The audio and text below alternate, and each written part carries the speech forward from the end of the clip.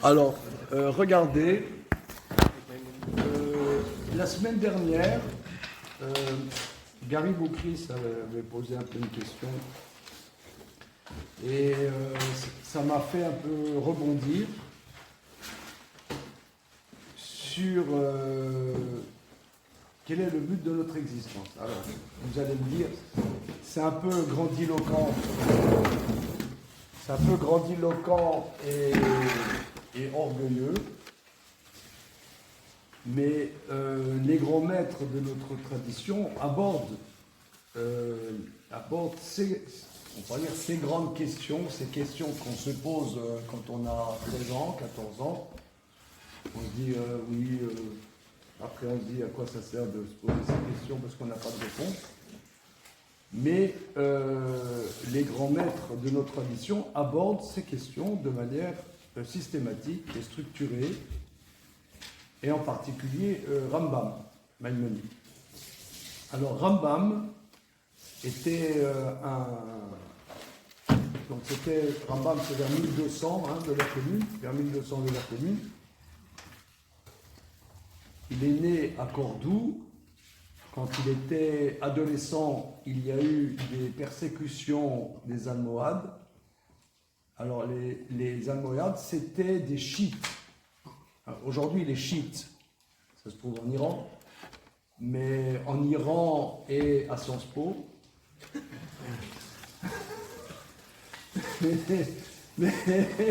mais à Harvard, peut-être aujourd'hui.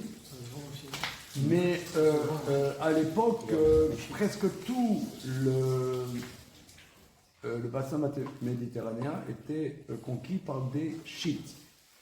Et ils n'étaient pas subtils. Soit vous vous convertissiez à l'islam, soit vous vous coupez la tête. Il n'y a pas tellement de négociations. Alors la famille de Rambam est partie de Cordoue, ils sont allés à Fès, au Maroc. Quelques années, ils ont été tranquilles. Et après, ces chiites ont pris le pouvoir là-bas et ils sont partis clandestinement du Maroc et ils sont allés en Eretz Israël. Ils sont allés en Eretz Israël et pendant ce temps, Maïmonide écrivait ce qu'on va voir pendant tout ça. Il avait environ 20 ans et c'était déjà un très grand maître. À 20 ans, Maïmonide était un très grand maître, connu dans tout le peuple juif de l'époque. Et il rapporte de cela que en Méditerranée, ils ont eu une tempête terrible, et il a fait un vœu à Dieu, à Hachem, que si Dieu le sauve, il fera tous les jours là où ça s'est passé un Purim en souvenir du miracle, et Dieu les a sauvés, etc. Donc là, ils arrivent en Eretz Israël, et en Eretz Israël, toc, il y a les croisés qui arrivent. Et les croisés, c'est pareil. Si tu ne te convertis pas au christianisme, on te coupe la tête. Donc, c'était pas tranquillos, ça. C'était pas. Et qui était le chef des croisés? Richard Cœur de Lion. Vous avez entendu parler de Richard Cœur de Lion? Alors, Richard Cœur de Lion, pourquoi il s'appelle Cœur de Lion? Parce que lui, il disait que son père, c'était le diable. Cœur de Lion, un lion. Et c'était un monstre, Richard Cœur de Lion. C'était un vrai monstre. Lorsqu'il y a eu, donc c'était le roi d'Angleterre, lorsque Richard Cœur de Lion a été nommé roi en Angleterre, alors tous les dignitaires de son royaume étaient à son couronnement, et le royaume d'Angleterre était très vaste. Par exemple, la vallée de la Loire, vers 1200, c'était anglais. Et toute la Normandie était anglaise. Vous savez ça? Tu n'étais pas à l'école? Jeanne d'Arc, j'ai appris Jeanne d'Arc. Elle a voulu bouter les Anglais du royaume de France. Pourquoi? La guerre de 100 ans. Voilà, parce que les Anglais avaient une partie importante de la France. Orléans était anglais. Deauville était anglais. La Normandie, c'était anglais. Jusqu'à environ 100 km à l'ouest de Paris, commençait le royaume d'Angleterre. Or, dans la vallée de la Loire et en Normandie, il y avait beaucoup de grands maîtres de la Torah. Et au couronnement de Richard Cœur de Lion, je ne veux pas dire d'erreur, je ne sais pas exactement où c'était, est-ce que c'était à Buckingham, je ne sais pas où c'était. Donc tous les dignitaires étaient là, il a été nommé roi, il dit « J'inaugure mon règne, égorgez tous les juifs qui sont dans la salle ». Première chose qu'il a faite, égorger tous les juifs qui sont dans la salle. Et c'est comme ça que Rabbi Yaakov d'Orléans, qui était le plus grand maître de l'époque, juif, est mort là-bas au couronnement de Richard Cœur. Donc c'était horrible. Donc la famille Maïmon, et ses fils Moshe et David, et leur maman, ont fui Eretz Israël et sont allés alors en Égypte, où par contre le sultan d'Égypte les a bien reçus. Et qui c'était le sultan d'Égypte? Quoi? Saladin. Ah bon, c'était ça. Très bien. Pour Khalid. Tu le prends pas en passant, hein, Gaël? C'était Saladin, qui lui, c'était, comme qui dirait, c'était pas un enfant de cœur, hein. Saladin, il a fait des grandes guerres. Il a fait des grandes guerres contre les croisés. Et Maïmonide est devenu... alors, au départ, Maïmonide ne faisait qu'étudier. Les gens ils disent que Maïmonide était médecin. Vous avez entendu ça, hein? Maïmonide, médecin. Or, Maïmonide, au départ, il n'était pas parti pour être médecin. Maïmonide n'était pas parti pour être médecin, il faisait qu'étudier. Qu'est-ce que ça veut dire étudier pour Maïmonide? Quel était son cursus d'études? On va le voir dans le texte que nous allons voir. C'était pas les maths. Comment? C'était pas des maths. Tu vas voir, on va voir ça. Et c'était déjà, vers 20 ans, un maître éminent du Talmud, invraisemblable, un maître qu'on a rarement vu, un maître aussi fort que Maïmonide en Talmud, mais il était aussi fort en philosophie, comme chacun sait. Et par contre, il n'était pas médecin. La famille subvenait à ses besoins par le fait que le frère de Rabbi Moshe Maïmonide, David, était négociant en pierres précieuses. Métier juif par excellence. Hein, pourquoi les juifs sont diamantaires ou négociants en pierres précieuses?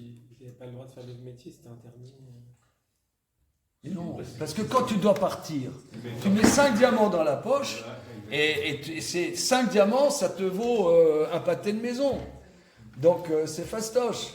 C'est comme dans nos familles, on va d'un pays à l'autre. Quand tu dois déguerpir, tu prends tes 5 diamants dans la poche et tu as une fortune. Donc c'est très très pratique.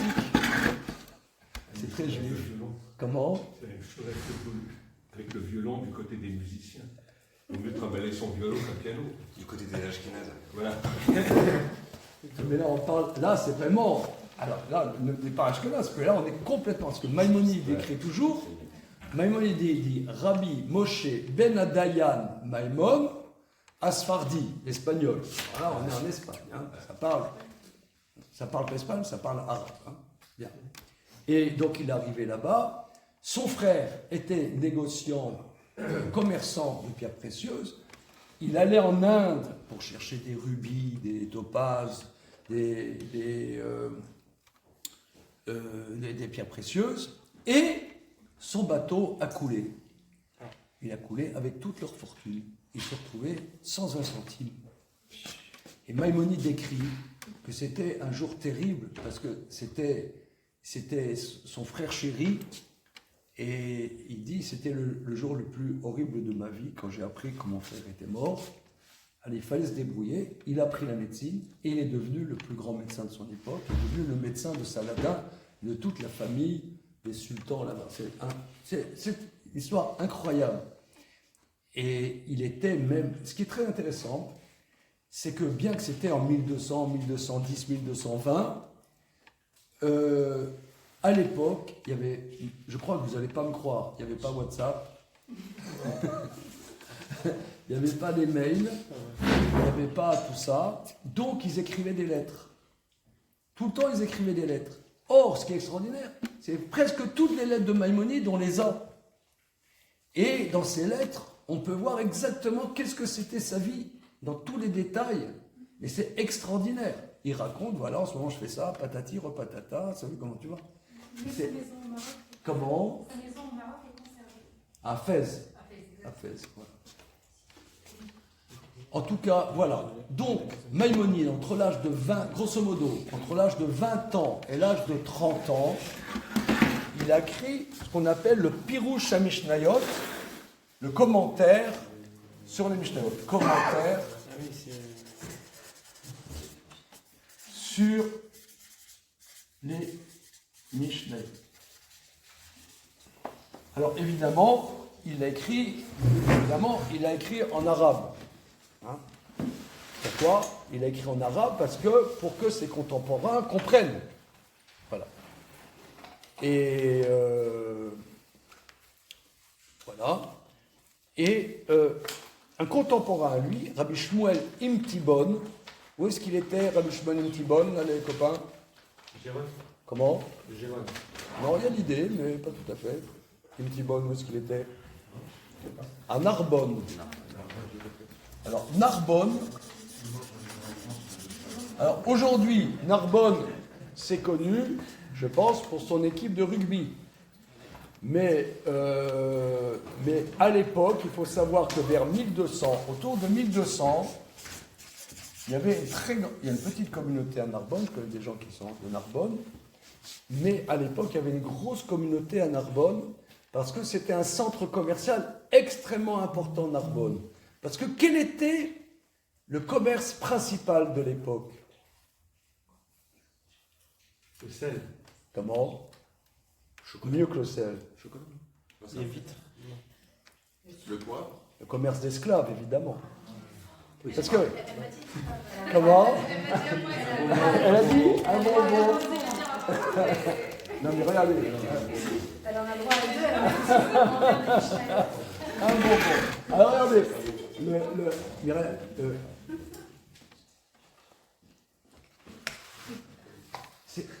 pour moi, on peut ne pas être d'accord avec ça, mais en tout cas, pour moi, c'est très important de situer historiquement, économiquement, sociologiquement, pour comprendre, parce que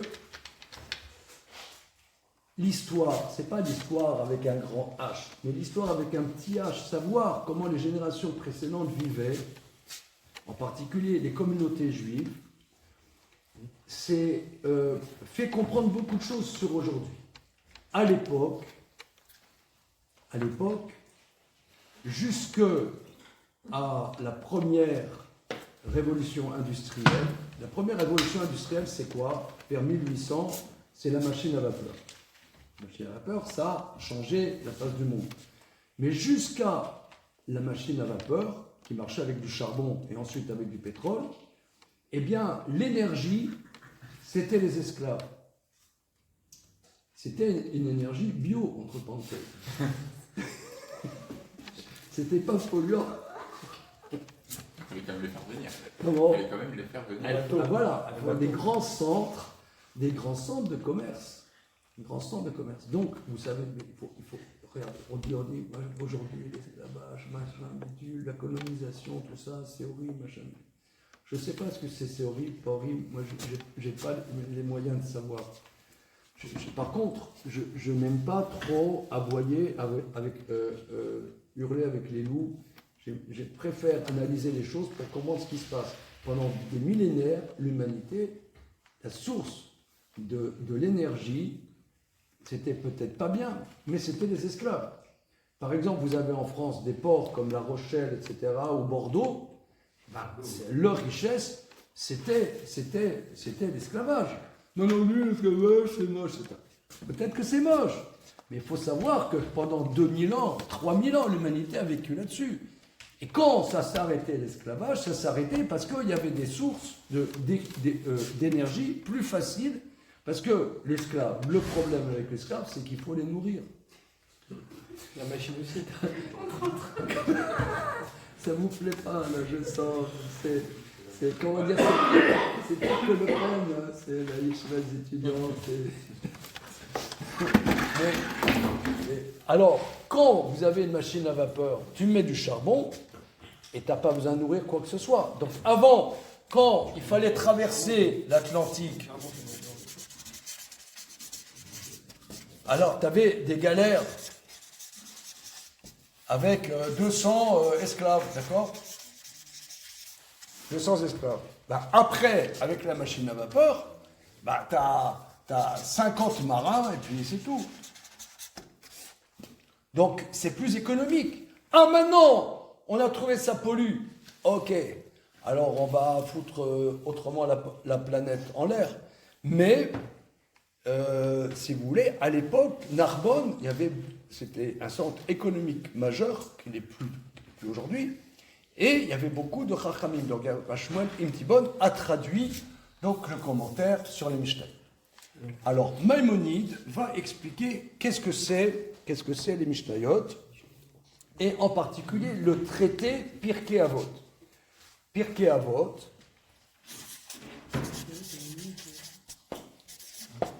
qu'on appelle en français les maximes des pères. Alors, Maïmonide a fait une grande introduction à Pirkei Avot, qu'il appelle le 8 chapitres, parce qu'il dit que qu'est-ce que c'est Pirkei Avot ? Ce sont des exercices spirituels pour être prophète. C'est-à-dire, si vous voulez être prophète, monsieur ou madame, d'ailleurs, dans notre tradition, il y avait plus de femmes prophétesses que d'hommes prophètes. Et Maïmonide dit que lorsqu'il y aura le Mashiach, la plupart des hommes et des femmes du peuple juif seront prophètes et prophétesses. Or, on n'arrive pas à être prophète comme ça. Il y a des exercices spirituels pour arriver à être prophète.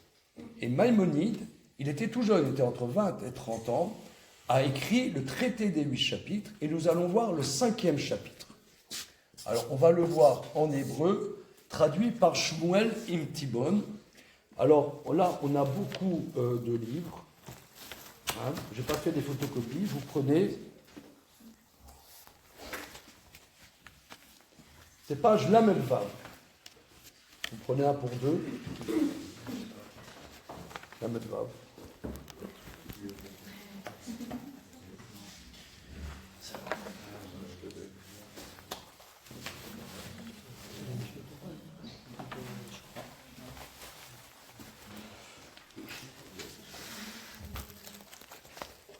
Alors, j'ai énormément d'affection pour le texte que nous allons voir. Je trouve ce texte sublime. Et toutes les activités humaines, il va passer au microscope, toutes les activités de l'homme, comme on va le voir. Alors, Perek Hamishi, 5e chapitre. Entre parenthèses, le sous-titre. Beishtamesh à Adam, Bekochot anefesh, le tzad tachlit echad. L'homme doit utiliser toutes ses capacités de l'âme pour un but unique. L'homme doit utiliser toutes les capacités de l'âme dans un but. Ça, c'est le sous-titre.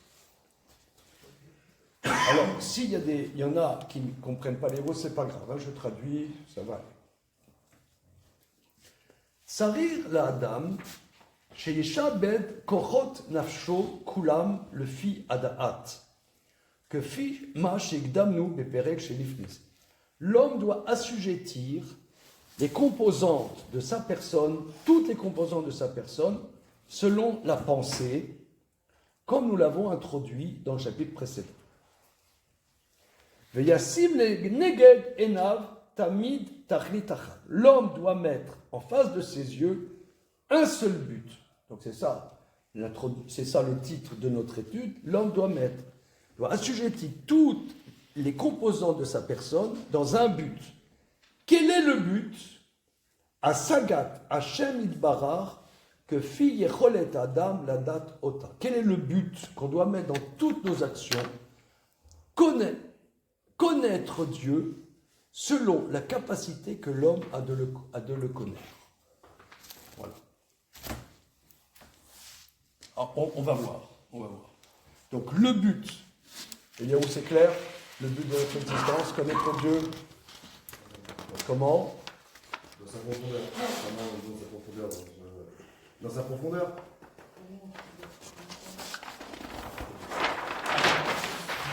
Excuse-moi, Raphaël, une seconde.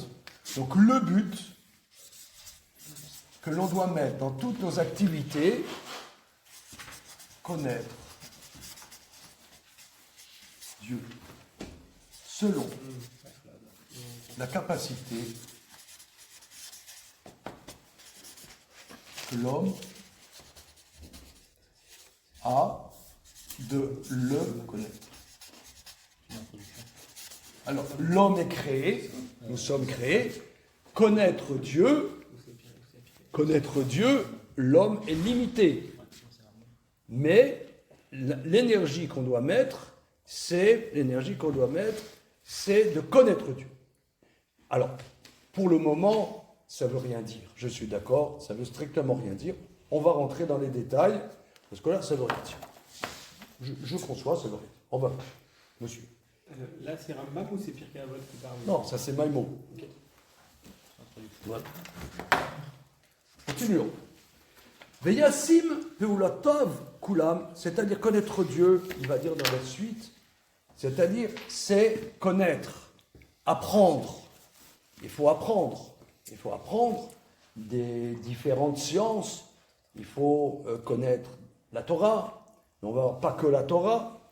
Il faut, c'est pas le bon sauvage qui connaît Dieu.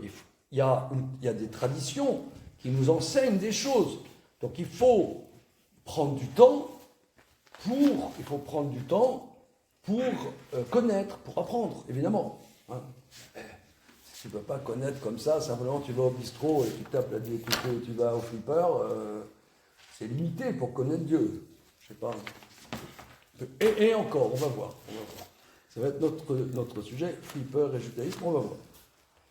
Alors, donc si ça, c'est ça le but, Yassim Peulotav Kulam, il doit mettre toutes ses actions, Tenuotav, ou Menuchotav, Vekol Devarav Mevim, les eaux atachlit. Donc il doit mettre tous ses mouvements, ses repos, toutes les choses, doit amener à ce but, connaître Dieu, de manière à ce qu'il n'y ait aucune action de sa vie qui ne serve à rien dans ce but. Rotsoni lomar, c'est-à-dire poal shelo yavi elzot atarlit, c'est-à-dire quelqu'un il veut dire, est-ce que moi j'aimerais faire un stage de ski nautique. Est-ce que donc un homme, faire un stage de 2 semaines de ski nautique, est-ce que ça a un sens dans la vie d'un être humain? Oui. Peut-être que oui. On va voir. Alors, on va voir. Peut-être oui, peut-être non. Si faire du ski nautique, je fais un exemple, ne t'amène pas à la connaissance de Dieu, tu ne fais pas du ski nautique. Voilà. Bon, on va voir. C'est une question de décision de celui qui fait l'action. Celui qui fait l'action. D'accord, donc si je décide que faire du ski nautique, ça va me permettre d'apprendre à connaître Dieu, si c'est une décision que je D'accord. fais, c'est une énergie que je mets dans l'action. Ah oui, non, tu vas voir, Youssef. Alors, ça veut dire, on a plein d'actions dans la vie. On a plein d'actions. Après le cours, je vais avec David Waklin, on va au bowling. Est-ce que bowling, ça ça participe de la connaissance de Dieu. Est-ce que y aller ce soir à 22h30 participe de la connaissance de Dieu? On va voir. Peut-être que oui. Ça dépend Sinon, non. Ça dépend de chacun. Mais selon quels critères, c'est ce que nous allons voir. Regardez. Vamachalbo. Prenons un exemple. Sheyassim akavana bachilato, o beshtiato, o mishgalo, o shnato, veyekitsato, tenuato, menuchato, bebriud, gufo, levat. L'homme doit mettre l'intention quand il mange. Quand il mange, pourquoi on mange?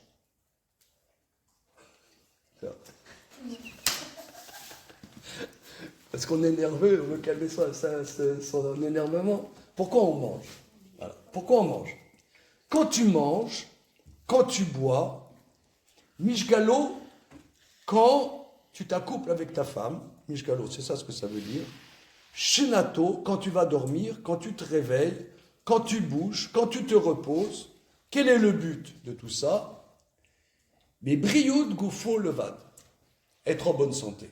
Voilà, c'est être en bonne santé. Le but, tu manges pour être en bonne santé. Vavkavana, et pourquoi être en bonne santé? Voilà. Pourquoi être en bonne santé? Vakavana bebriyud gufo, pourquoi être en bonne santé?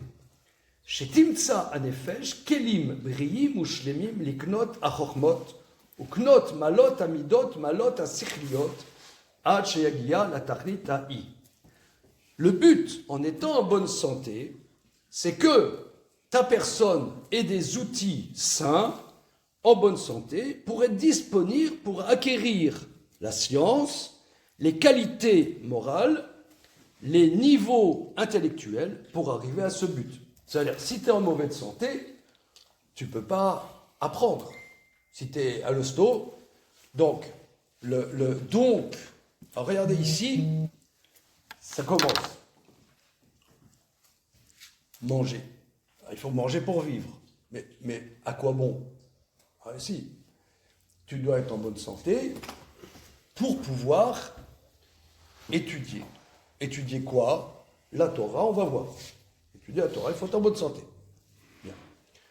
De la même manière, il dit, regardez, c'est très intéressant, pourquoi avoir des relations intimes, un homme et sa femme?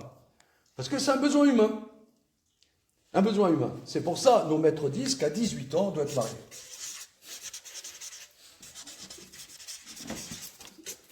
Voilà. Toc dans les dents. Pourquoi? C'est un besoin humain. Quelqu'un qui n'a pas une activité, intime et en mauvaise santé, il est déséquilibré. Donc, il faut se marier pour être en bonne santé, pour être équilibré. Ah, mais maintenant, être équilibré, pourquoi? Le but, c'est pas d'être équilibré. Le but est d'être équilibré pour pouvoir être en bonne santé, pour pouvoir apprendre. C'est étonnant, hein? Voilà. Continuons. On passe à la page d'après. Alze Aekesh, selon cette analyse, l'otier az kavanato et la anaa levad. Donc, si le but, alors regardez ici, là, on sent qu'il y a le médecin derrière. Selon cette analyse, son but ne doit pas être rechercher seulement ce qui est agréable à manger, ad chez Ivrar, min Amazon, va mishte et arev, de manière qu'il mangerait que des choses agréables à manger, c'est-à-dire qu'il ne doit pas chercher alors que des choses bonnes à manger, parce qu'il y a des choses qui sont bonnes à manger et qui sont mauvaises pour la santé. D'ailleurs, que disait Hippocrate à ce sujet? Claude. Que disait Hippocrate? Non. Morne pleine. Je l'ai su, mais...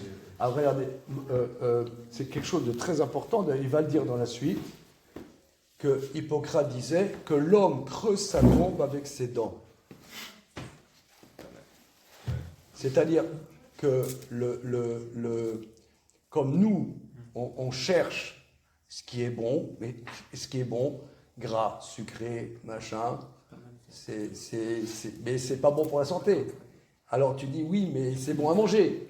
Et si ça te fait du mal, alors tu n'es pas en bonne santé. Or, pour pouvoir être disponible pour la connaissance, il faut être en bonne santé. Donc, tu ne vas pas t'investir que dans ce qui est bon. C'est ce qu'il dit. Alza et Kesh, l'otias kavanato et l'ana leva. L'homme ne doit pas s'investir qu'à ce qui est bon. Vechem sharanagot. De la même manière, dans les autres conduites, dans les autres activités, aval, ikaven et la moïl.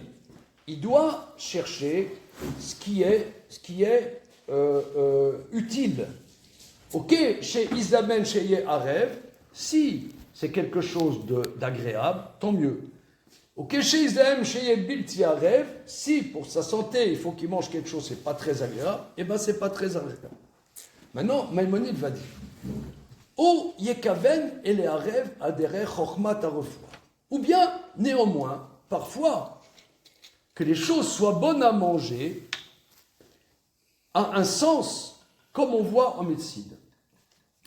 Kemi shechalsha tavato le maharal, quelqu'un qui n'a pas le goût pour manger, yaira bemzdonot ametubalim ha'erivim shenefesh adam etave lahem. Que quelqu'un qui il n'a plus le goût de manger. Vous savez, ça c'est un symptôme. Pour savoir si quelqu'un est déprimé, est-ce qu'il a du goût pour manger?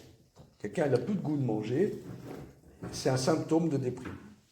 Alors, le Maïmonide dit, le but n'est pas de manger que ce qui est agréable. Par contre, ce qui est agréable et ce qui est bon a un sens pour éveiller l'appétit. Si tu manges que des choses qui ne sont pas agréables, tu ne vas plus manger. Donc, éveiller ses sens participe de la connaissance de Dieu. Vous avez le dribble là? Là, il y a un gros dribble. Alors, je vais vous dire, mon épouse s'est beaucoup posé la question.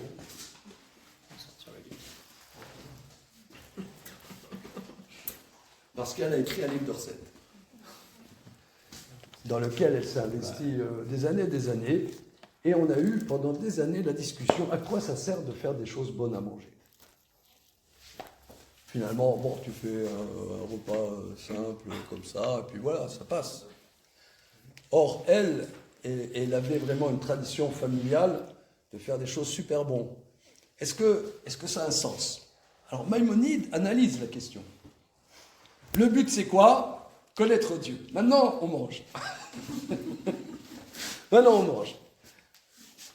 Si tu manges que des choses qui ne sont pas agréables, tu n'as plus de goût. Donc, que les choses soient bonnes, évidemment, dans une certaine limite. Parce que si ce n'est pas bon pour la santé, là, ça devient négatif. Mais que les choses soient bonnes, ça a un grand sens dans la connaissance de Dieu, dit Maïmonide. Pour éveiller ton envie de vivre. Ton envie de vivre. Oui. Le goût à la vie. Si tu n'as pas le goût de vivre, eh ben, tu n'es pas équilibré et tu n'es pas disponible pour la connaissance. Oui, Claude? Non, juste deux remarques. C'est que, vous avez dit une chose importante, c'est que, par exemple, quand vous parlez avec des gériatres aujourd'hui, qui sont dans les EHPAD et qui ont affaire à des personnes en fin de vie, ils disent, et j'ai vu ça il n'y a pas longtemps, que celui qui refuse de manger, c'est déjà la fin. C'est déjà, je veux dire, un signe de finitude absolue. Et peut-être ma remarque, c'est de dire que, oui, le plaisir de manger, ça peut rejoindre Dieu dans la mesure où la psychanalyse nous apprend qu'en fait, on est en plein dans la pulsion de vie et avec ce qu'on appelle un élan vital, quoi. Voilà, c'est ça. C'est l'élan vital. Alors, donc là, si vous voulez, il faut analyser les choses. Il faut analyser les choses finement. Oui. Manger, donc manger, c'est une activité fondamentale de l'existence. Maintenant, le but est d'être en bonne santé. Mais être en bonne santé, alors il y en a, par exemple, vous allez dans des magasins bio, vous voyez des gens hyper déprimés. C'est des gens...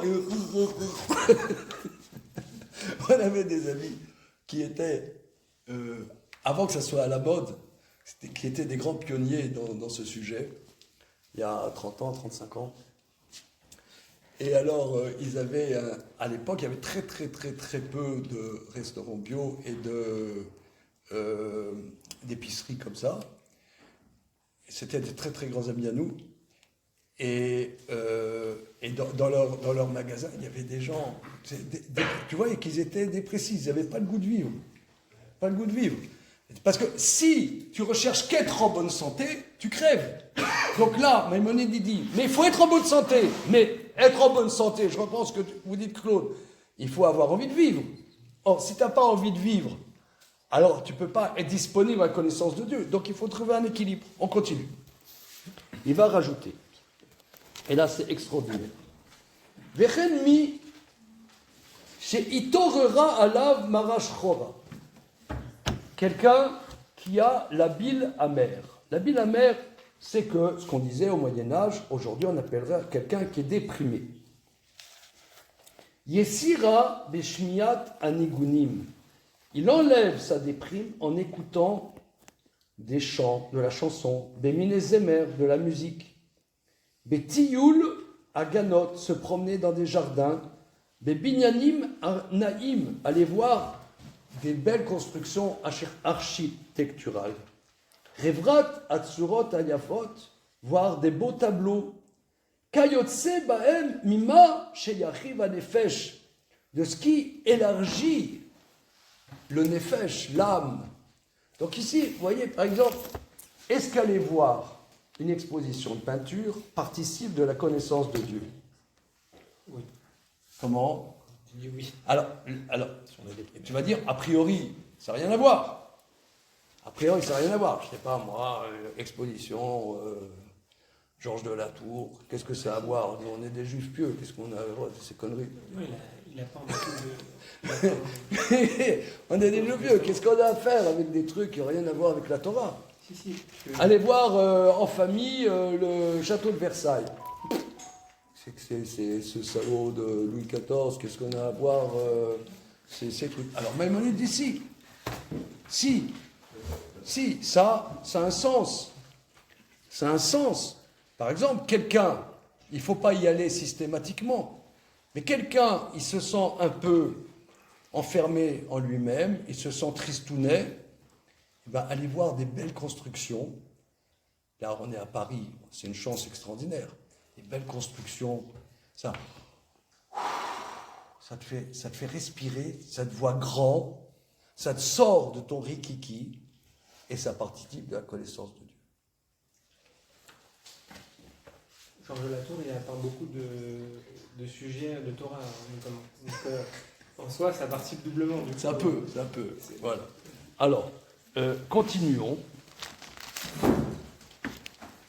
Mais Tarlit à Kavana, alors regardez, le but, en étant équilibré, en étant en bonne santé, l'iknot rochma.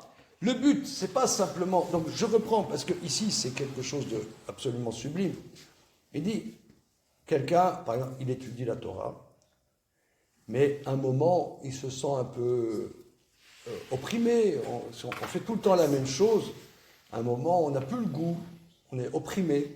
Alors Maïmonide dit, là, tu n'es plus disponible.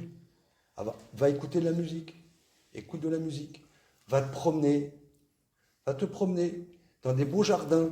Donc des beaux jardins, des belles constructions, des belles architectures, de la belle musique. Eh bien, ça ouvre l'esprit. Mais ouvrir l'esprit, c'est pas le but. Le but, c'est pas ouvrir l'esprit. Ouvrir l'esprit pour retrouver cet équilibre, être équilibré et être disponible à la connaissance. Disponible à la connaissance. Continuons.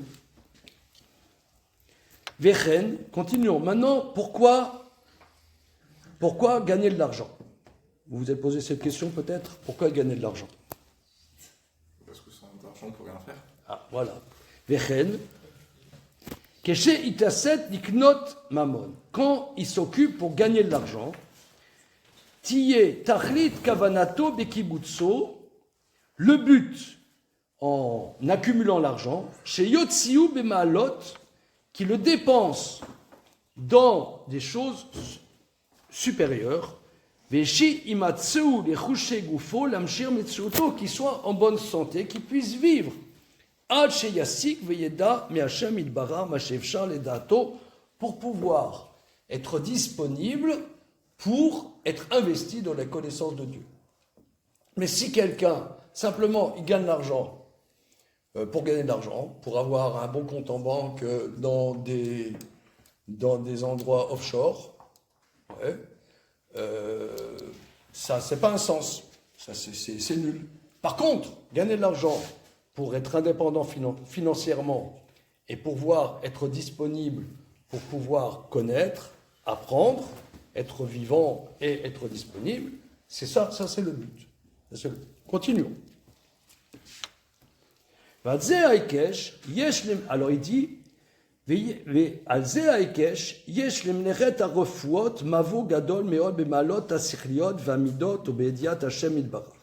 maintenant, quel métier avoir? Quel métier avoir? Dit Maïmonide, le meilleur métier, c'est la médecine. Il dit pourquoi? Il va le dire, il va l'expliquer. Il ne dormait pas beaucoup. Voilà.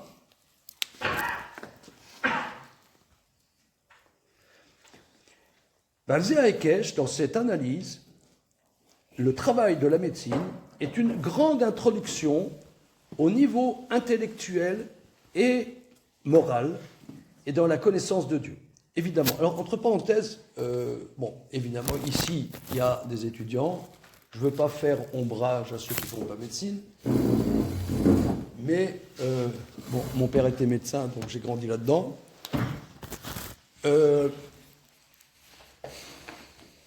Ceux qui font médecine, alors c'est vrai, qui font médecine pour se faire du fric et faire du fric et refaire du fric. Hein, ça, c'est évidemment, ici, dans la région parisienne, il y en a beaucoup.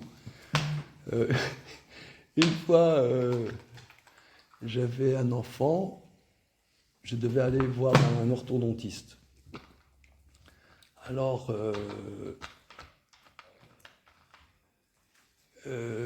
on m'a conseillé un orthodontiste à Feuge. Le tarif, alors un tarif de dingue. J'ai dit, regardez, moi j'ai un niveau modeste, je suis quelqu'un qui étudie la Torah, je ne veux pas. Il dit, bon, tant pis, au revoir monsieur. Mais comment? Ben, il y en a plein. C'est-à-dire, il y en a plein. C'est, si tu commences à avoir pitié des gens modestes, tu ne gagnes pas de fric, je veux dire. Qu'est-ce que t'en penses, Youssef? Hein, on est d'accord.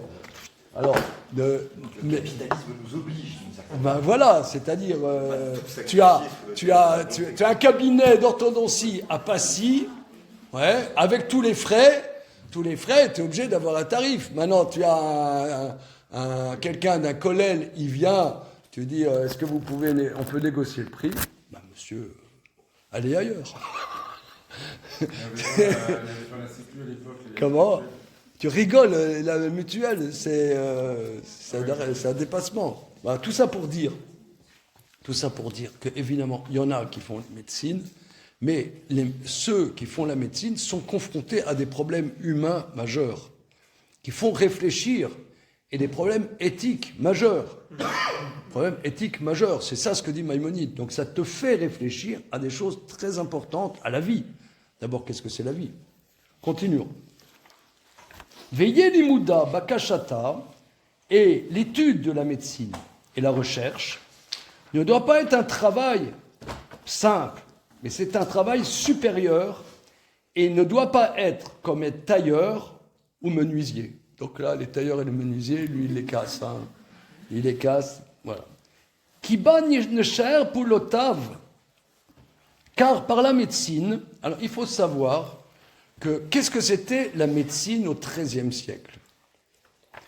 La médecine à l'époque de Maïmonide, c'est pas du tout la médecine la médecine à l'époque de Maïmonide, c'est nutritionniste. C'est, comment dire, c'est parce qu'ils n'avaient pas de médicaments, ils avaient très très peu de médicaments. Des plantes.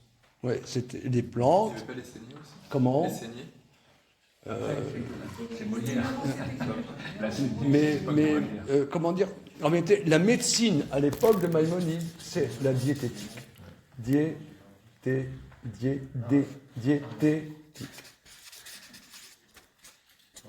Oui, la médecine à l'époque de Maïmonide, c'est la diététique. Donc justement, c'est parce que quand est-ce que la médecine moderne, entre parenthèses, à partir de quand ça a commencé, la médecine moderne? Quoi? 17e, 18e siècle. Un bonbon, là, Luna, la médecine moderne. La médecine moderne. La médecine moderne, on pourrait dire, c'est-à-dire la chirurgie. La chirurgie, si je ne m'abuse, hein, moi j'ai appris à l'école, quand j'étais à l'école, il y a quelques temps que j'étais pas beaucoup à l'école, mais Ambroise Paré. Ambroise Paré, c'est la Renaissance. C'est la Renaissance. Ils ont commencé 16e siècle. Ils ont commencé, c'est François Ier, c'est un médecin, si je ne m'abuse, Ambroise Paré de François Ier. Et ils ont commencé à faire la chirurgie. Ça a commencé à la chirurgie, et ensuite, au 19e siècle, évidemment, il y a Pasteur, c'était pas que Pasteur, et il y a eu, par exemple, là, au 20e siècle, un cataclysme médical, c'est la pénicilline. Ouais, les antibiotiques, ça a changé la face de la Terre. Mais ça, c'est complètement... Aujourd'hui, il y a des médicaments extrêmement développés, mais à l'époque, en tout cas, il y a 800 ans, à l'époque de Maïmonide, il n'y avait pas pratiquement de médicaments. C'était comme vous dites, prophylaxie. C'était même des sulfamides. Comment? C'était même des sulfamides avant la pénicilline. Oui, oui. Donc, c'était comment se prémunir des maladies. Parce que quand il était malade, c'était mal barré. Oui. Mais le métier de médecin, en tout cas à l'époque de Maïmo et bien après, était très mal vu en fait dans la société. Ah oui? Oui, c'est dans la société, jusqu'aux sociétés victoriennes, médecin c'était comme se prendre pour. D'accord. Donc, lui, il était assez. Enfin, lui, il dit que c'est une activité humaine supérieure, parce qu'il dit on apprend à réfléchir. Qu'est-ce qu'on doit manger, pas manger, quelle activité faire, quelle pas activité faire. Continuons. Donc en fait, il parle surtout quand on dit médecin, c'est plutôt le métier de diététicien, c'est ça?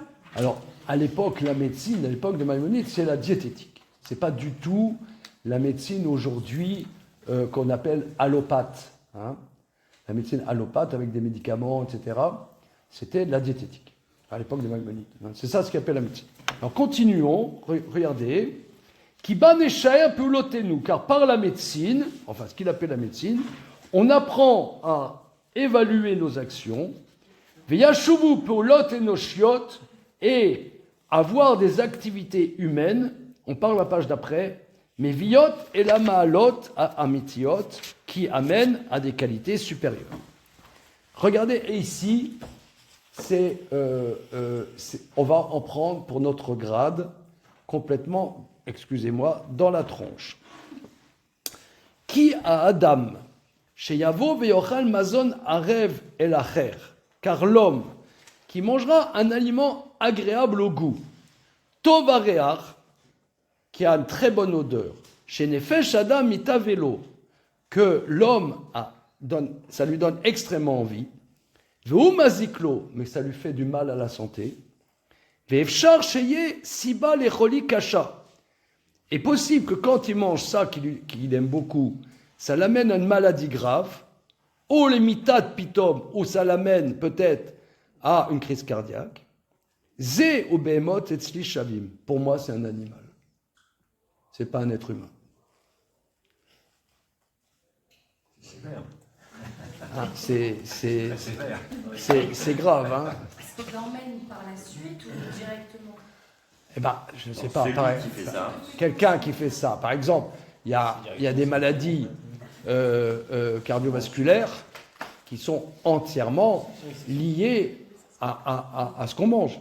Je vais vous dire, moi j'ai connu un monsieur extraordinaire qui n'avait pas lu ce Maïmonide. Voilà, il l'a lu, il l'a pas pris au sérieux. Il y a X années, j'ai connu un monsieur de Casablanca, parce que j'ai vécu un certain temps à Strasbourg, et à Strasbourg, comme ceux qui connaissent Strasbourg, c'est un fief des Juifs marocains. Et il y avait un monsieur de Casablanca extraordinaire. Les Shabbats avec lui, c'était la fiesta, c'était la grosse fête. J'adorais. C'était parce qu'il avait un de ses gendres qui était un grand copain à moi, donc j'ai passé plein de Shabbats avec lui. Et alors, les Marocains et le whisky, c'est une grande histoire d'amour. Et alors, Pas n'importe lequel. comment? Pas Pas n'importe quel whisky. Et alors, le repas, ce monsieur, qui était un chacham, il filait une demi-bouteille de whisky, on chantait, on mangeait, on remangeait, les repas, ça prenait 5 heures. À 50 ans, il est mort de crise cardiaque. Il avait 11 gosses, il a laissé 11 orphelins. Donc, ça fait réfléchir. Alors, Maïmonide, il dit, quelqu'un qui ne réfléchit pas à ça, c'est une bête. Il va dire même, c'est pire qu'une bête, parce qu'une bête, elle ne mange pas des choses mauvaises pour sa santé. Mais regardez, mais nous, on n'est pas éduqués à ça. Là, je vous casse l'ambiance, hein, là. Je vous ai cassé l'ambiance. Comment? La pizza. Je vous ai cassé l'ambiance. Salade mardi prochain. Comment? Salade mardi prochain.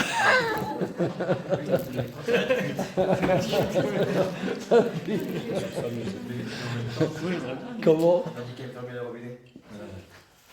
Je lui ferme les robinets d'alcool. Regardez. Regardez, c'est pas une thérapie de groupe. Hein. Regardez, moi, je ne savais pas d'abord.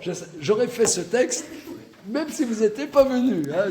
Donc, ne vous sentez pas visé, puisque j'ai dit à Nathan, je vais faire le cours, Nathan Amsalem, je fais le cours sur le 5e chapitre du traité des 8 chapitres de Maïmonide. Je ne savais pas du tout que vous viendriez.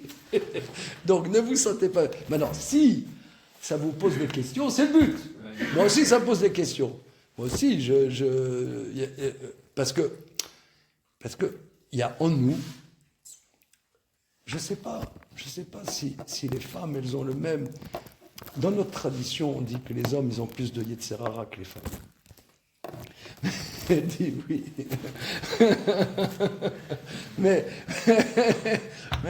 mais comment dire, en tout cas, moi, ce que je connais, je suis je peux pas m'imaginer autrement que ce que je suis. Mais moi, je sais que ce qui est mauvais pour la santé, ça me donne envie. Ça me donne envie.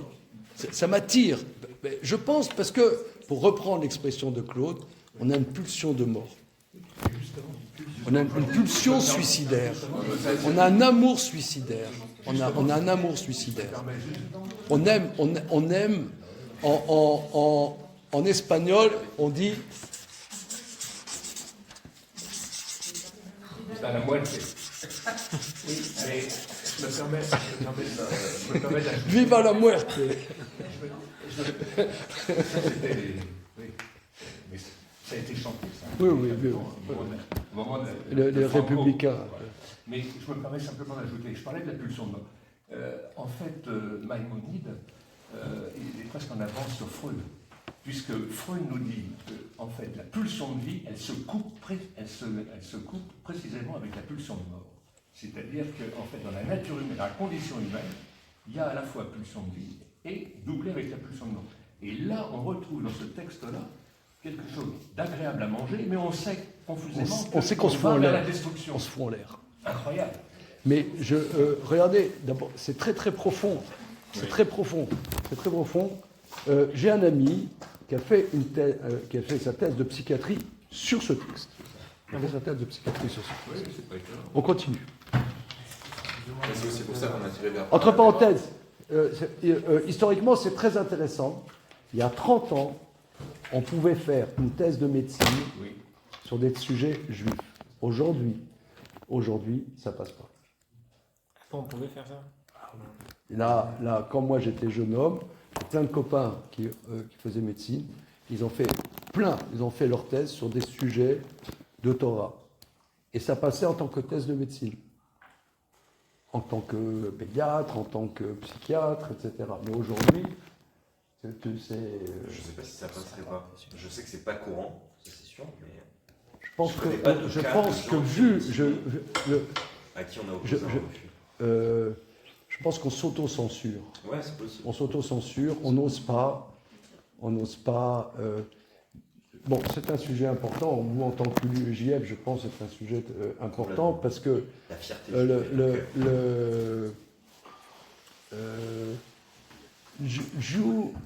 You was beautiful. Comment? Non, moi je suis d'accord que c'est beautiful, mais socialement, je sais pas, C'est vrai que c'est plus à la mode. c'est plus à la mode. Ça va vieillir. Mais moi j'ai jamais été à la mode. C'est has-been. Ça fait penser à, au début du Sefer Bereshit.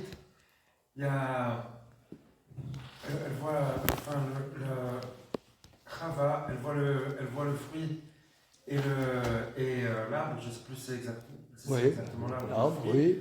mais elle se dit ça a l'air bon à manger et tout. Et puis elle va en manger, elle va proposer à Adam, et puis ça apporte la mort. Oui, alors c'est ça, effectivement. C'est le même sujet en vérité. Là, si tu veux, ce que tu dis, Raviv, c'est tout à fait, c'est le sujet. Mais là, très concret, si tu veux. Regardez, on continue. Ve'enze poel Adam. Donc quelqu'un qui mange quelque chose, alors peut-être qu'il mange occasionnellement, c'est pas le problème, mais qui est, on pourrait dire, addict à quelque chose qui, il sait que c'est mauvais pour sa santé, ça risque de lui créer une certaine maladie, et il le fait quand même. Enze poal Adam, c'est pas une action humaine, mais Asher ou Adam bal sechel, en cela que l'homme a un intellect. Omnam ou poel Adam Asher ou chay, c'est une action d'un être vivant, nimshal kebab benmou, comme un animal. Omnam ye poal enoshi, mais une action humaine, qui est chez yochal amoil levad, s'il mange ce qui est utile seul. Ou pas même, pamim, yaniar et arev et yochal animas. Parfois, il met de côté ce qui est agréable et mange quelque chose qui n'est pas agréable, que fi bakashat amoil, selon ce qui est utile. Ze poal, le fi adat, ça c'est une action selon la réflexion. Ze nivdal adam et pulota mezulato, c'est en cela que l'homme est différent des autres espèces vivantes. Au kesheival kesheitave, miblilti ishmor anezek vatoilet, yeshlo alze apoal macher ou balchai, lo macher ou adam. De la même manière, si l'homme a une relation sexuelle sans réfléchir aux dégâts que ça puisse engendrer, ça c'est l'action qui est d'un être vivant, pas une action humaine. Alors regardez, c'est très long, c'est extrêmement long, nous allons continuer.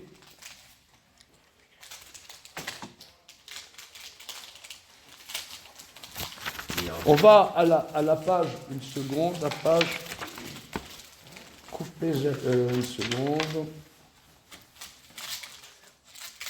Je crois que c'est la même édition. Oui, mais c'est pas la même page, c'est la même édition, mais là c'est...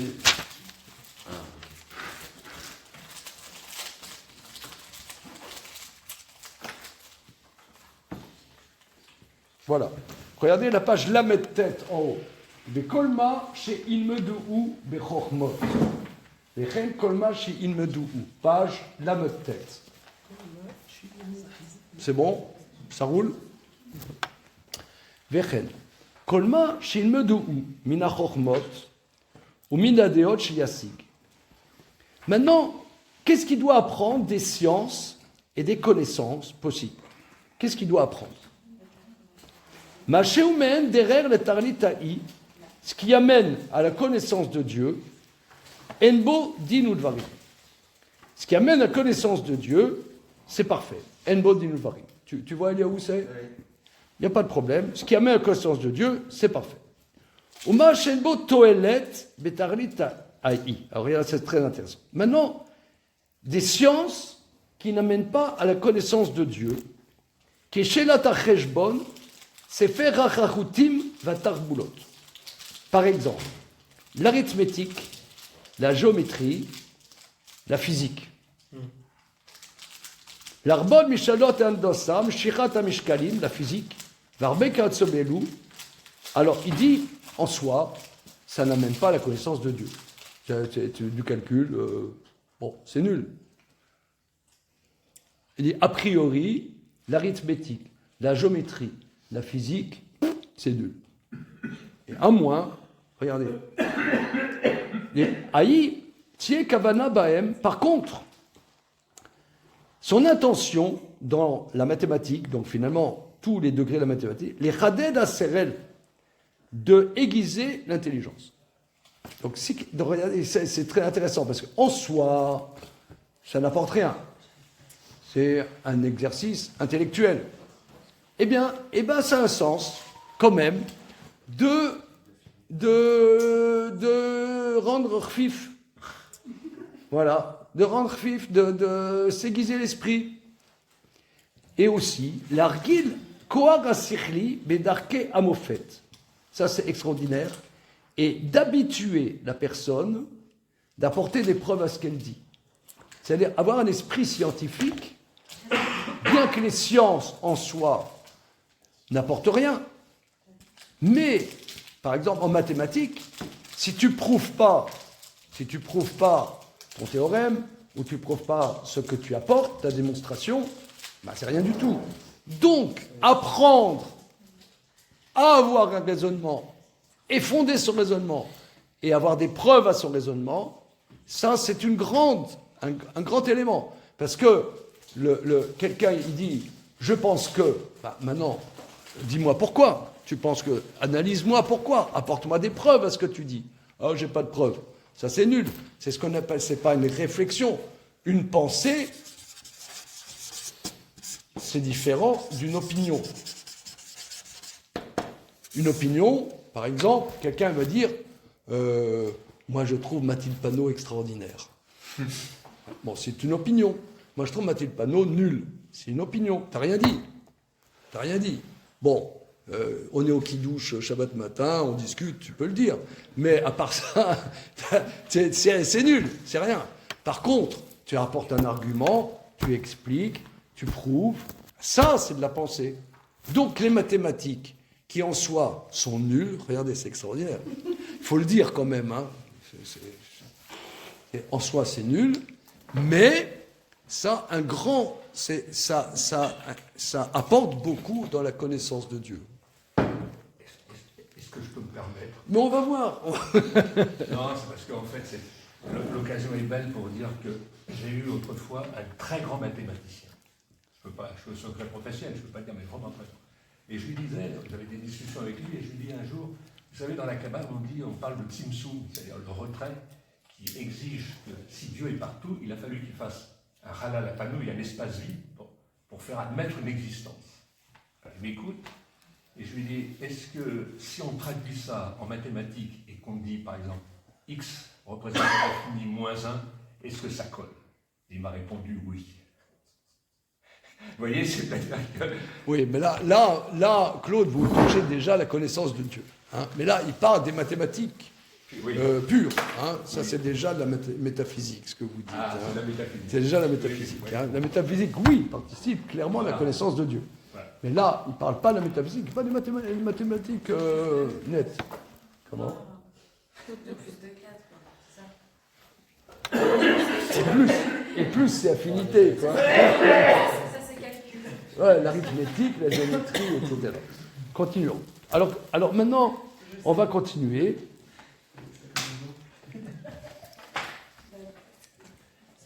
Veillez, donc, chaque mot est extrêmement intéressant.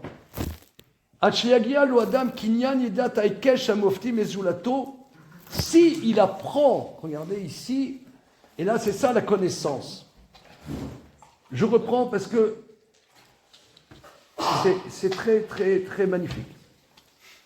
Il dit, en soi, le but, c'est la connaissance de Dieu. Alors, la connaissance de Dieu, il y a des sciences qui nous amènent clairement à la connaissance de Dieu. On va dire toute la Torah. Toute la Torah, on dit que toute la Torah, c'est des noms de Dieu. C'est des shemotes de Dieu. Bien. Mais maintenant, les mathématiques, qu'est-ce que ça a à voir avec ça? A priori, rien. Réponse de Maïmonide, si. Parce que ça t'apprend à prouver et à avoir des raisonnements fondés. Ad, regardez la phrase clé. Ad shagalo le adam kinyan yediat aikesh amofti mezulato, de manière que l'homme pourra être éduqué à recevoir un raisonnement d'autrui. Parce que la connaissance, c'est pouvoir être capable d'accepter une contradiction. Or, je peux accepter une contradiction si elle est prouvée. Si on me prouve que mon raisonnement ne tient pas et que le raisonnement de l'autre tient, donc j'écoute l'autre. C'est pas ça, accepter la contradiction. Accepter la contradiction, c'est se mettre dans une possibilité d'entendre le raisonnement de l'autre. Donc c'est avant ça. C'est avant, mais là, c'est à un moment, je m'écrase parce qu'il m'a prouvé que c'était pas bon. Ouais. Voilà. Donc à un moment, tu t'écrases et que tu es apte à accepter quelque chose de l'autre. Et ça, c'est quelque chose de très important. Parce que ici, on va arriver à une nuance supérieure, c'est que la connaissance est quelque chose d'extérieur à soi. Est-ce que moi, Dieu est extérieur à moi? Mais pour percevoir, parce que il y a, je sais pas, moi, les psychologues, ils ont dit que Dieu, finalement, est un fantasme de l'homme. Hein, on est d'accord avec ça, que Dieu, c'est un fantasme de l'homme. Hein, n'est-ce pas, Joseph? Oui. C'est un... D'ailleurs, Claude a cité Freud.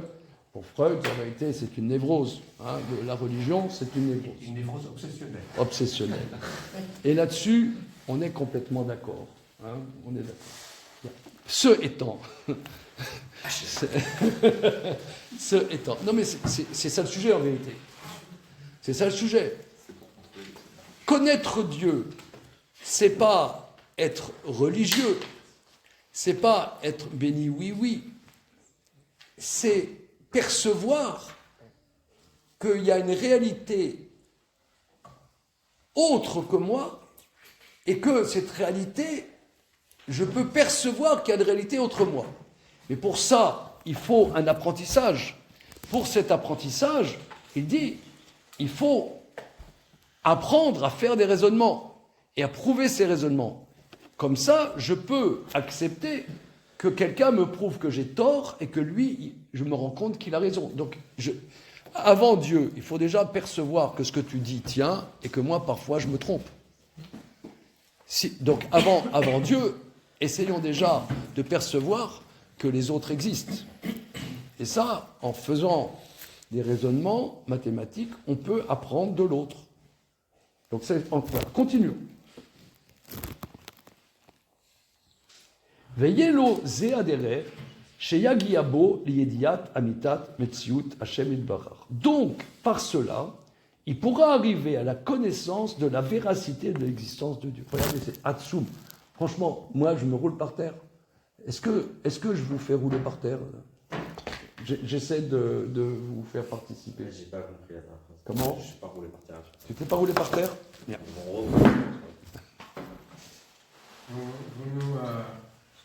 Vous nous montrez textuellement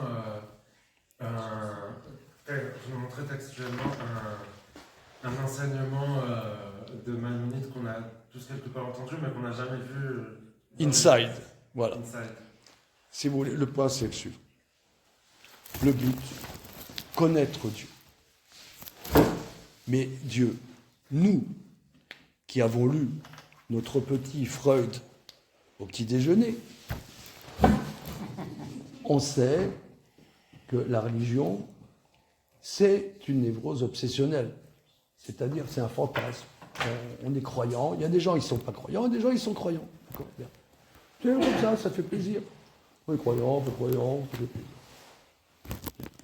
Maintenant, le but, c'est se réaliser, est-ce que Dieu existe ou c'est un fantasme? Pour ça, il faut une éducation. Une éducation, d'abord, avant, laissons Dieu de côté. Est-ce que toi, tu existes? Ou toi, hein? Est-ce que toi, tu existes? Ou il n'y a que moi? Ou il n'y a que toi, et moi, je suis un fantasme pour toi?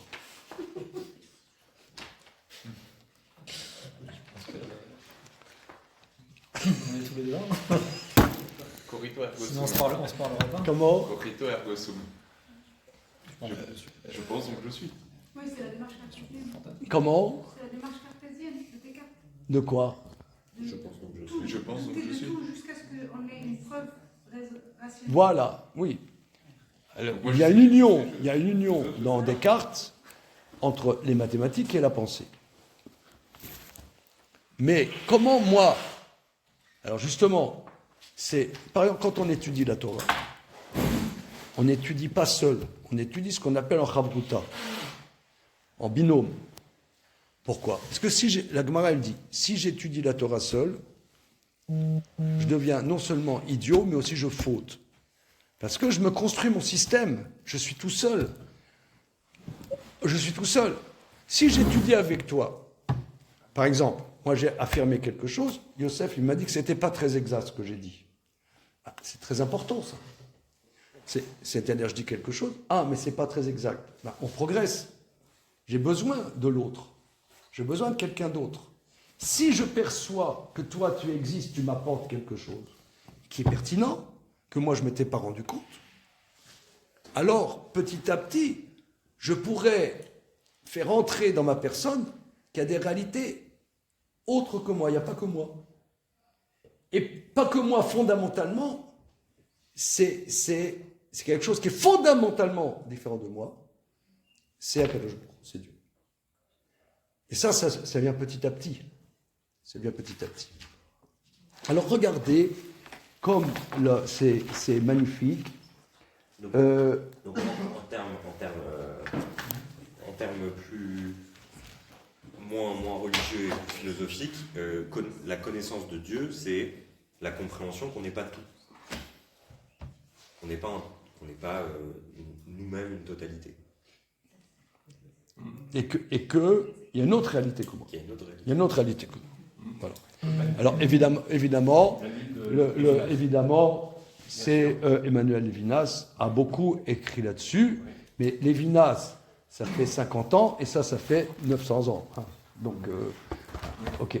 Donc, comment? Je sais pas. Je sais pas. Alors, regardez maintenant. On passe à la page, excuse-moi, la page suivante. Et là, on va voir des choses absolument sublimes. Et pour moi, je vais vous dire, ce livre-là, quand j'étais fiancé, je l'ai offert à ma fiancée, parce que, qui ensuite est devenue ma femme en l'occurrence, parce que c'est une introduction au mariage, la suite. À quoi ça sert de se marier? C'est une question d'ailleurs qu'on peut se poser, pour avoir peut-être les allocations ou payer moins d'impôts. Alors, regardez. On est à la page suivante, c'est la page même. Kimi Shekaven Elze Aïnian. C'est la 7e ligne de la page même. Kimi Shekaven Elze Aïnian. Donc la personne qui s'investit dans cette dimension dont on vient de parler, de donner un but précis à ses activités et de laisser de côté les activités qui n'amènent pas à la connaissance de Dieu. Kimi sheikaved el zayad, celui qui s'investit dans cette direction, lo itorer les fatear aketalim bazav. Il ne recherchera pas à décorer les murs de sa maison avec de l'or, olasot rikumzav et bekadav anaïm, ou bien d'avoir des habits brodés en or, etc. Donc quelqu'un, si tu veux, quelqu'un qui s'investit dans la connaissance de Dieu, il ne recherchera pas avoir des appartements super décorés, le design le plus dingue, incroyable, des vêtements, des fringues de dingue. Ouais, ça sert à quoi? Donc, il ne va pas s'investir à avoir des fringues de dingue, etc. Non, mais ça permet quand même. Attends, tu vas voir, tu vas. Continuons une seconde, Raphaël. À Elohim, alors là, il dit par Dieu, il dit à moins, imlo, yekaven basé les achiv nafsho kede sheyavri veyarik mimena cholia ad shetiye beira zaka lekabel et chochmot. À moins, et il dit au nom de Dieu, à moins au nom de Dieu, qu'il ait l'intention d'élargir son âme pour qu'elle soit saine et qu'il enlève la tristesse et qu'il ait un esprit éclairé pour être réceptif à la connaissance. Veu Omram, c'est ce que nos maîtres disent dans le traité Shabbat, Dira Na'a Ishana Mita Mutsal et Talmidei Chachamim. Une belle maison, une belle femme, une maison rangée pour ceux qui étudient la Torah. Les sages disent que à quoi ça sert d'avoir une belle femme, une belle maison, des beaux meubles. Il dit pour ceux qui étudient la Torah. Quelqu'un qui étudie la Torah, il peut avoir une maison pourrie. Quelqu'un qui n'étudie pas la Torah peut avoir une maison pourrie. Mais quelqu'un qui étudie la Torah, c'est important que sa femme soit belle, que sa maison soit bien rangée, etc. Pourquoi? Alors, Maïmonide va dire quelque chose d'absolument sublime. Regardez ce qu'il va dire. Kanefesh tila vetakor amarashava batmat ayun advarim akurim. Quelqu'un qui investit sa pensée dans la réflexion approfondie, un moment, sa pensée devient obscure et sa pensée devient, si vous voulez, obscurantiste, si on peut s'exprimer, obscurantiste. Quelqu'un, le Maïmonide dit souvent, dans plusieurs endroits, et j'ai parlé avec récemment, un médecin m'a dit ça aussi, que quelqu'un qui a une activité intellectuelle, ça demande plus d'énergie qu'une activité physique. C'est-à-dire que être déménageur, évidemment, ça demande des calories, ça bouffe beaucoup de calories. Mais quelqu'un qui a une activité intellectuelle soutenue, ça demande plus de calories. On remarque en examen. Comment? Pendant un examen, on remarque. Ouais, ça on vide. Ça fatigue beaucoup plus que on est vidé. que de porter des On est notes, vidé. par exemple. Or, deuxième chose, quelqu'un qui s'investit dans des activités intellectuelles, et ça c'est très très profond, c'est vraiment prophétique, c'est incroyable, c'est très profond. Quelqu'un qui a une activité intellectuelle soutenue, sa pensée devient fermée sur elle-même. Il devient fermé sur lui-même. Il devient, si vous voulez, il se comprend. Il se comprend. Il devient professionnel. C'est ce que, par exemple, il y a un sociologue français très connu, Bourdieu, Bourdieu, qui dit que les universitaires, etc., leur but, en vérité, c'est pas partager leur savoir, mais devenir des professionnels, des castes de ce savoir. Le savoir, la connaissance, à un moment, tu te comprends, tu es fermé en toi-même. Et quand celui qui est dans la connaissance, il rentre chez lui, il voit sa femme, elle est belle, la maison, elle est sympathique, il mange un bon plat,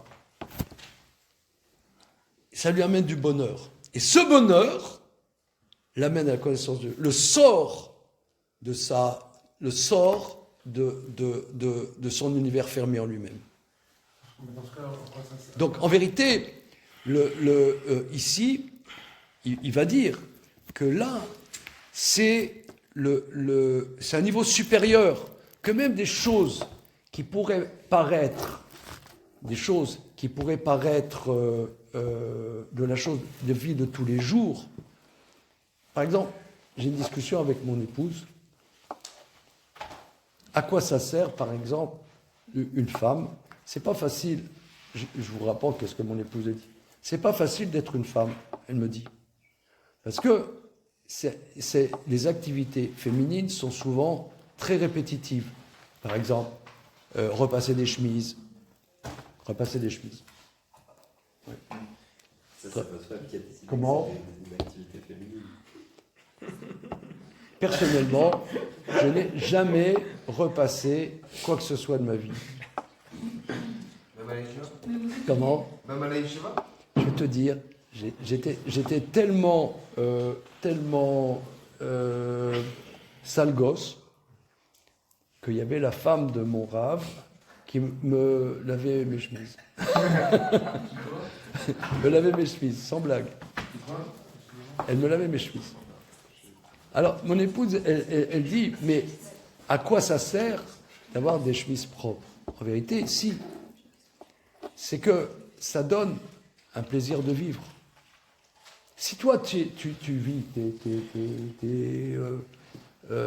tu es négligé,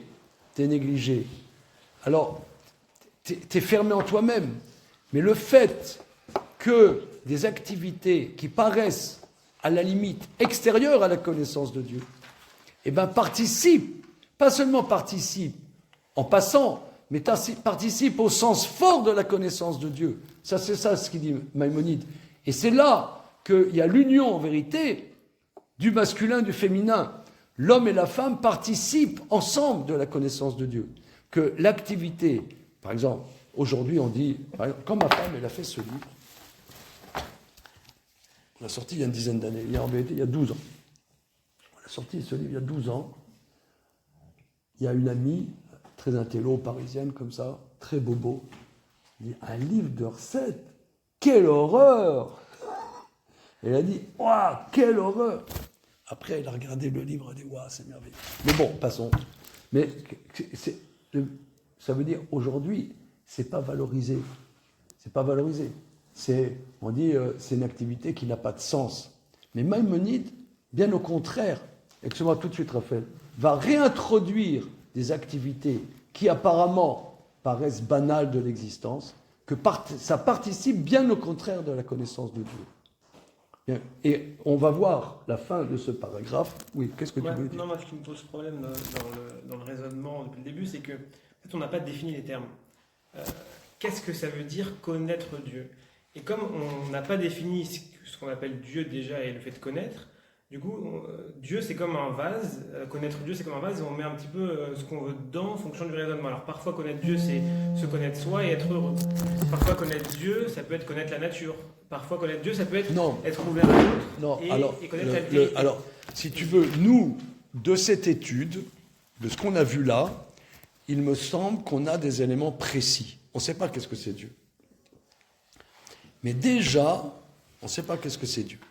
Mais Maïmonide, de manière très précise, nous éveille c'est ce qu'on a dit il y a quelques minutes avec Yosef, nous éveille à nous rendre compte qu'il y a quelque chose d'autre que nous et qu'on est disponible, réceptif à autre chose que nous.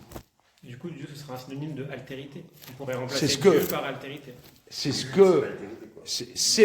que, évidemment, Lévinas, en tant que juif traditionnel, Lévinas dit que ce qui est radicalement autre que nous, c'est Dieu. Mais pour y arriver, on ne sait pas qu'est-ce que c'est Dieu. Mais petit à petit, il faut s'éduquer qu'il y a autre chose. Et ça, la rencontre de l'homme et de la femme, est une rencontre avec un univers qui nous apporte, qui est différent de nous, et qui nous apporte et qui nous éveille à autre chose. Nous éveille à autre chose, c'est le première étape à la connaissance de quelque chose qui est radicalement encore plus différent de nous. Ça, c'est ce que, évidemment, si vous voulez, Emmanuel Lévinas a développé ça et on a fait quelque chose qui est passé dans la culture générale. Je peux vous dire, moi j'ai connu Lévinas. Je ne pourrais pas dire que je l'ai bien connu, Mais j'ai eu plusieurs expériences très agréables avec Lévinas. Je vous raconte en 2 mots. Quand en 86, j'ai vécu à Strasbourg, je me suis marié à Strasbourg avec mon épouse qui est née à Strasbourg. Et jusqu'en 86, on était à Strasbourg. En 86, on est venu dans la région parisienne. Bon, moi, je voulais enseigner le Talmud ici dans la région parisienne. Donc, vous voyez, ça fait déjà pas mal de temps. Et un de mes premiers élèves, qui était de la haute société juive parisienne, moi, en tant que provincial, je rencontrais des gens de la haute société juive. Et il est venu à des cours, à moi, ce monsieur, et il allait se marier. Et il a voulu que je parle à son mariage. Il a voulu que je parle à son mariage. Ok. J'étais tout jeune, j'avais 30 ans, il a voulu que je parle à son mariage. Ok, bon. Sous la choupa, j'ai fait un speech. Et dans l'assemblée, il y avait Lévinas. Et d'autres... voilà. Alors j'étais avec ma femme, on avait à l'époque 4 enfants, et avec un bébé dans la poussette. Après la choupa, Lévinas vient vers moi. Il dit « Bravo, jeune homme ». Alors maintenant, je ne peux que dire du bien de Lévinas. Ensuite,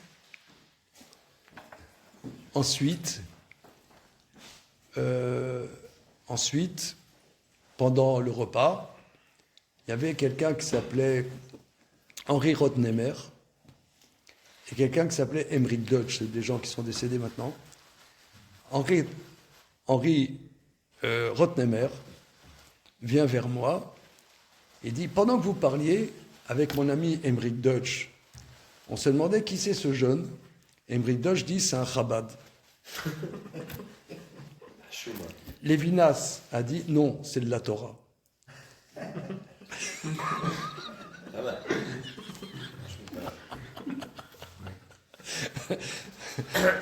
Je vous rapporte. Et après, il y avait le repas de mariage. Et moi, je peux vous dire, parce qu'une des grandes thèses de Lévinas, Lévinas, donc c'était il y a 40 ans, ce que je vous rapporte, c'était il y a 39 ans et demi. Or, Maïmonide, ça fait 850 ans. Et ça, c'est ce qui est écrit dans Maïmonide. En vérité, une des étapes premières dans la connaissance de Dieu, c'est quand l'homme se rend compte combien sa femme lui apporte quelque chose de complètement différent de lui et qu'il est heureux de ça. Ça, c'est une des étapes premières de la connaissance de Dieu. Alors toi, tu dis, c'est quoi Dieu? Je ne sais pas, mais c'est autre chose que moi. Mais déjà, réaliser que je vis avec quelqu'un qui m'apporte du bonheur et que je suis réceptif à ce bonheur. Je suis réceptif à ce bonheur. Ça, c'est une étape dans la connaissance de Dieu. Et il dit, et c'est l'étape première pour devenir prophète. Parce que la prophétie, c'est être réceptif à une parole complètement différente de nous. Donc c'est pour ça que ça, c'est une introduction à Pirkei Avot, c'est comment s'éduquer à être prophète. Donc là, dans la vie partagée, un homme avec sa femme, c'est l'école pour devenir prophète. Et je vous rapporterai au repas de mariage. Bon, les tables c'était pas séparé, il n'y avait pas une méritza. Oui, je peux vous dire, et je peux témoigner, que toute la soirée, Emmanuel Lévinas, il a tapé toute la soirée à discuter avec sa femme. Oui. Donc pour lui, mais je l'ai vu, hein, c'était pas faites ce que je dis et faites pas ce que je... comment dire, Posture, c'était pas une posture. Ouais, c'était pas une posture, c'était pas un langage médiatique. Mais je l'ai vu, j'étais stupéfait. Celui monsieur, il a passé les 4 heures du repas à taper à discuter avec sa femme, mais je l'ai vu. Et c'est dans cette discussion, en vérité, que c'est l'éducation à la prophétie. Et excusez-moi Claude, parce que j'aime bien faire des veillées d'études, mais une autre fois, mais regardez encore quelques lignes, et regardez, voilà. Kemo chez Amrou, on est maintenant à la page Mem Aleph. Kemo chez Amrou, comme nos maîtres disent, il va conclure là-dessus. Kemo Amrou, qui avoue Chalche Rabanan, Megir Sayou, avoue Amre Milta Debdichuta. C'est dans le traité Shabbat. Quand les talmudistes, ils étaient fatigués d'étudier, ils disaient des blagues. Des blagues. Et Maïmonide dit, est-ce que raconter des blagues participe à la connaissance de Dieu? Oui. Oui. C'est-à-dire que quand, d'ailleurs, si vous voulez, moi en tant qu'enseignant, de temps en temps, je vous raconte des trucs un peu marrants. Pourquoi? Parce que à un moment, ça patine, on pense à autre chose, on est un peu lassé. Pour relancer le truc, tu lances une blague. Et la blague, elle te fait rigoler. Et la rigolade te rend disponible à écouter quelque chose. Donc, dit Maïmonide, et il conclut là-dessus, que, a priori, on va passer la soirée à se raconter des blagues, ça, je ne pense pas, ça participe de la connaissance de Dieu. Par contre, quand tu es en train d'étudier et que t'en as marre, quoi, à un moment t'en as marre, t'as envie de passer à autre chose, eh bien, une bonne blague te rend disponible à la connaissance. Tu t'es recentré en toi-même et la blague, quelque chose qui paraît le plus lointain à la connaissance de Dieu, te rend, au contraire, participer à la connaissance de Dieu. Et Maïmonide termine, je vous le fais oralement, c'est comme cela, qu'il n'y a pas une activité humaine qui, a priori, ne participe pas à la connaissance de Dieu. Toutes les activités humaines, si on les met à bon escient, participent et sont constructives, même des choses qui paraissent très très lointaines, comme par exemple, voilà, une femme, elle va chercher quel foulard elle va s'acheter. Oui, par exemple, là, moi je pense que c'est une mitzvah pour un mari, aller avec sa femme, oui, j'ai besoin de toi pour que tu m'aides à choisir un foulard. Est-ce que ça participe de la connaissance de Dieu? Oui. Oui, parce que c'est comment? En quoi ça participe à la connaissance de Dieu? Eh bien, un joli foulard, ça te rend heureux. Et être heureux, être disponible, être content, ça t'ouvre l'esprit. Ouvre l'esprit, tu es apte à apprendre. Si tu es tristounet, t'es fermé en toi-même. Or, la connaissance de Dieu, c'est le contraire d'être fermé en soi-même, c'est être ouvert à autre chose que soi-même.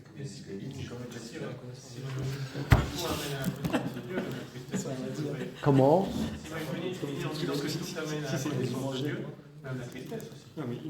Oui, ça c'est pas son sujet ici. Ça, évidemment, la tristesse, oui, mais c'est pas le but. Évidemment, mais le but c'est pas la tristesse, c'est une fermeture en soi-même.